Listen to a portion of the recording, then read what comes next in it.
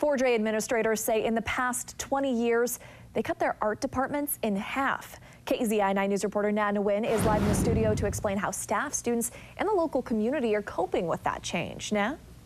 Brandy, everyone we spoke to said they were disappointed to see how much that part of our education has changed. And while they understand the budget constraints, they hope folks see how big of an impact nurturing our creative sides has on individuals as a whole. Though programming has greatly diminished, South Eugene's Halls showcases its love for the arts. I think without art, school would be a lot more difficult for kids. Junior Katie Evans says ceramics is one of her favorite classes. Yeah, it's really awesome. This is almost like our recess in a way, since we don't have those breaks anymore in the day. This is a great time to just relax and get our mind off of the hard parts of school. Her educators agree. I think it's so important.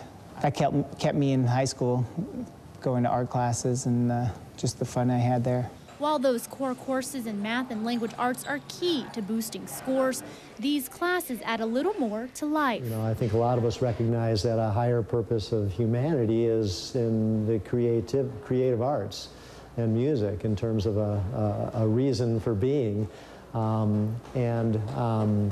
That's why I just think it's a shame. And how can we expect to bridge this gap?